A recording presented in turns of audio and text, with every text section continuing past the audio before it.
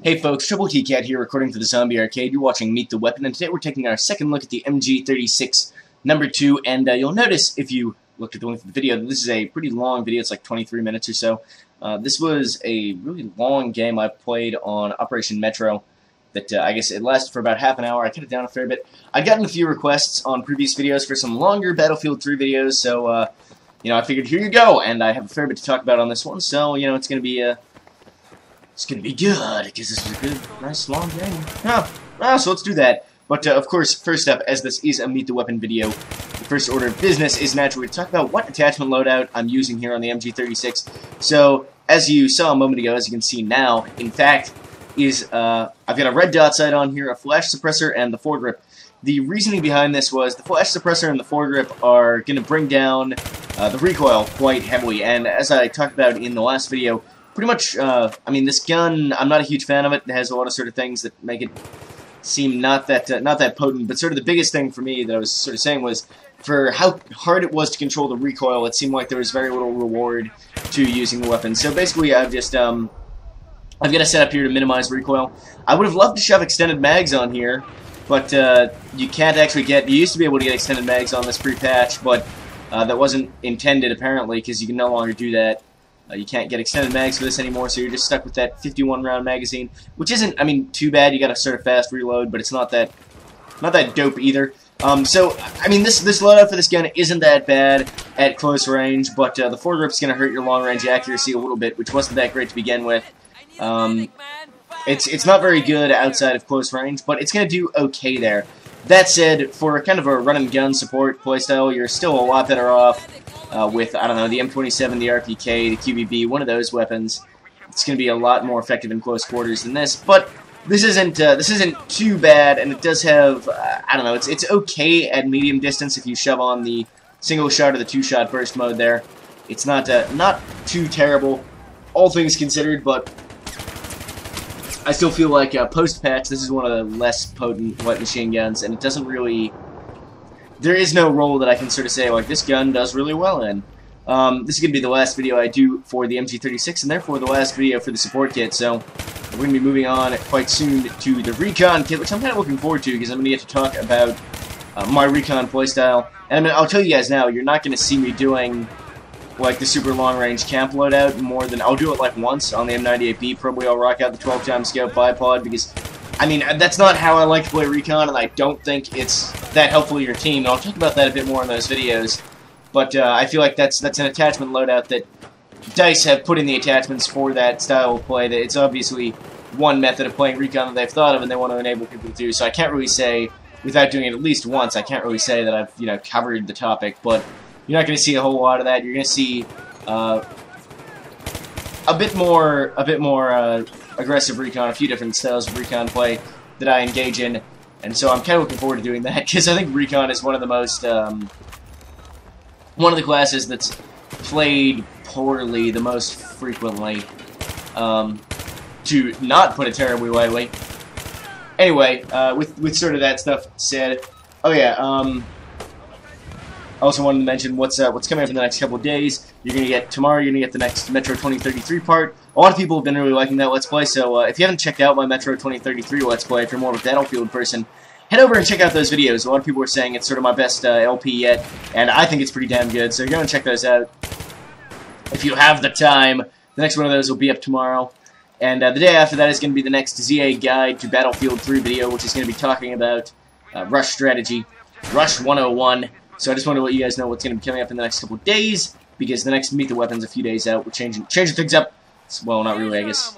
Yeah, and then after that, we'll get back into next Meet the Weapon with the recon kit. Anyway,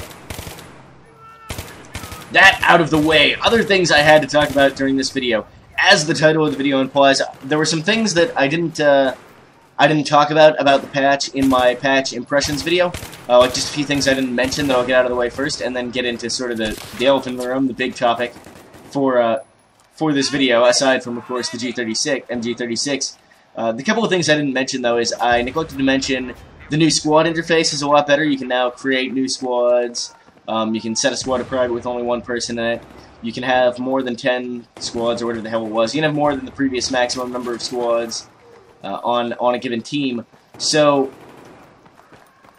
that's all really good. It's a lot easier, I find, to get into a squad just with your friends, just with the people you want to be in, even on a 64-player server, because you can create a new squad and go beyond the previous maximum number of squads. It's pretty dope. It's pretty good. So that's nice. The new minimap modes are kind of cool. I mean, it's not really that big of a thing. You can use 3 different types of minimap now. You've got hybrid, tactical, and satellite. So tactical is the old style minimap. Satellite is, it just sort of shows the terrain, like from a top-down view, but blue, because the minimap is blue. And hybrid sort of combines them. I like the hybrid one personally because I find it gives you that sort of, you got that sort of quick glance idea of the terrain, but it also gives you a tiny bit more detail. I don't know. I don't really use the satellite features for anything. I just think it makes the map look a little bit nicer without sort of getting in the way of anything. So I like that. The new Comoros, which also I did not mention in that video. The new Comoros is really damn good. They made it a lot easier to request pickup, repairs, ammo, and health drops. And I've actually found it a lot easier to get those things out of people. They made the icons a bit more obvious on the minimap. So that's good. They changed it so that the orders, setting orders on objectives, has been added to the Comoros instead of being you hit the Q button when looking at an objective, which means when you try to spot somebody, you don't accidentally set orders, which is good. I like that, and it makes it easier to, set the correct order that you want to set. It takes a couple seconds longer, but it makes it a lot more usable, a lot better. And you'll see me using that a fair few times in this game. The only downside, I guess, is that nobody actually uses. Like, nobody actually coordinates in this game, even though there's features here, like the Comoros, if people were actually using the order system, and like you can now see how many squads have orders on a given objective. So when like another squad has put orders on an objective, you'll see like a ×1 and this little green thing over it, which is cool, but nobody uses it, so it's, I mean, it's, the Comoros is now a pretty useful feature, whereas previously it wasn't, but there's still not many people using it, so that's sort of the only thing holding it back now, to me anyway. What else? Oh yeah, I wanted to talk about the vehicle balance again now that I've had a bit more time to experiment with that. I think it's fine. A lot of people are saying tanks are severely underpowered now. There is one thing that's a bug where anti-air missiles don't hit jets, but that's a glitch. DICE have said that they're aware of that and it will be fixed at some point. But I think people have said tanks are really underpowered. I don't believe that. I've seen people since the patch going, like 30s and nil. I saw a guy go 129 for 0 post-patch in a tank on a Demovan Peak Conquest large game. 129 kills, 0 deaths in a tank. That's after the patch. He was able to keep himself alive because he was playing with a few guys in his clan who were repairing him, helping him out, and basically what it comes down to is tanks now are more challenging to keep alive, but they're far from useless, and it just requires you to be a good driver to make them a real game changer now, whereas previously a tank, even with a driver who wasn't that good, was a huge game changer if the enemy teams didn't have like a lot of engineers who were kind of on the ball. Now you need to have decent infantry support, and you need to have a bit more skill in terms of driving the tank, and then, I mean, the tank becomes a really good asset, but they're just more challenging to use, and I think that's fine. I think previously it was a little bit too easy to become really, really dominant in a tank, and now that's more difficult. I think they're going to make them a little bit more durable in a sort of later patch than they are now, but overall, I'm not mad. I think it's fine. Then again, that's sort of, I'm a little bit biased maybe because I'm primarily an infantry player. I'm not a guy who's huge into vehicles, but still, I think it's okay. And that's just my opinion. Deal with it. If you do not agree, then that's cool, I guess. But that's my opinion on the matter. So the big thing I wanted to talk about, and it's particularly relevant considering I'm using an LMG, is suppression post-patch. And I sort of touched on this in my spring patch impressions videos. I said, I'm sort of okay with it. Maybe it'll grow on me. I think it's a little bit too much. I don't know. I wasn't sure about it then. I've spent quite a lot of time playing the past few days since the patch came out because the patch sort of refueled a bit of my interest in the game. So I've been playing it a bit more enthusiastically. And I'm really feeling like the way the suppression effect is right now is it encourages spray and pray a little bit too much. So you might see me doing it, well, I'm pretty sure you will see me doing it a fair few times in this game, where what I've started doing a lot of times is I'll start firing before I actually aim. And I mean, people on the forums are always saying, like, oh, you guys complaining about suppression and think you're so pro and shit, just adapt. Well, obviously, as somebody who's not a massive scrub, I have adapted to this. It was possible to adapt to, and I've done this. I've changed my playstyle to adapt to this new suppression mechanic. But the way I've changed my playstyle is that I'm now doing something that requires less skill than previously, because basically what the patch has done in terms of suppression is it's made the effect so pronounced that you gain a huge advantage from spraying and praying. So if I see an enemy off to my right, whereas previously I would, you know, maybe crouch, stop, turn, aim at them and start shooting, you know, trying to put shots on target as quickly as possible so that I kill them and they can't kill me, as seems reasonable. And and with that method of play, the better your aim is, the faster you are at aiming, the better your accuracy, the more of an advantage you're going to have, right? Which makes sense. It's rewarding a skilled player with good aim and good reflexes over a player whose aim is slower or whose aim is not as acute. Whereas the way things are now, what I've started doing in a lot of scenarios is if I see somebody, I will spin and I'll be shooting before my crosshair's even over them, and then I'll hip fire at them a bunch and then sort of zoom in and actually take aim at them. Or if I'm in close proximity to a group of enemies, I don't aim. I just hip fire into the swarm, because right now suppression is so effective that if you shoot first and you shoot near them first and you shoot off a fair few rounds, you essentially castrate, you neuter their ability completely to return fire. And I don't like that. And it encourages, it makes the game all about who shoots first. It encourages spray and pray. And don't get me wrong, in some ways, there is a but that follows this. In some ways, the added suppression has improved the feel of the game for me. Don't get me wrong. I think it's taken some skill out of the game in a way. Well, it's not even that. I think it encourages a playstyle that does not require as much skill as I might like. But that said, it has actually affected the way the game feels generally in a positive sense. It seems like since the patch, people play a little bit more tactically. They play a little bit more carefully. They focus more on flanking and stuff like that. And that's in the Battlefield playstyle. I mean, if this was Counter-Strike, for example, this suppression effect would be the stupidest fucking thing known to man. But it's not, and in certain ways, I feel like the new suppression mechanic is encouraging people to play this game more tactically, more strategically, with a higher emphasis on teamwork, and it's making people play it more like a Battlefield game in a certain sense. That's just something I've noticed, and that is good.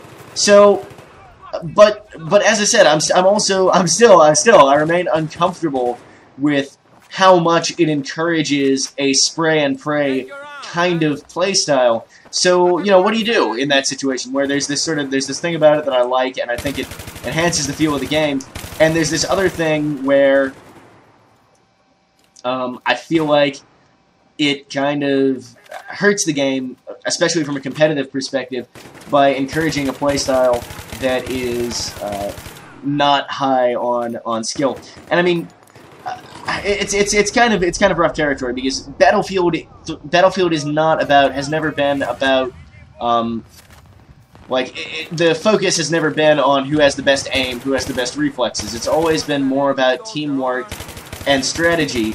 So, but the caveat to that is you don't want to make it encourage things that are easy too much. You want to have a little bit of both worlds. You want to have a little bit of the other world, I think, and I feel like this patch hurts that too much.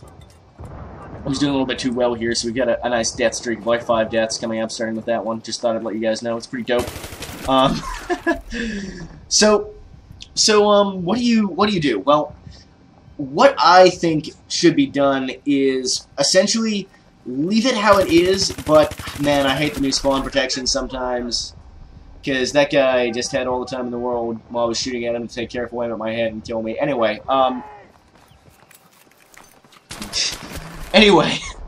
as I was saying, what I think needs to be done is get rid of the effect on random bullet spread.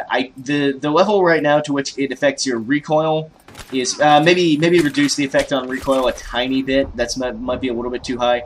but the level to which it affects your vision, the extent to which it makes your aim sway more when you're suppressed, that stuff is fine. That's good, and it still makes it really hard to return fire, and it makes people sort of shut themselves when they get under fire and take it sort of a bit more seriously, get their heads down, and it still enhances the importance of flanking and stuff like that.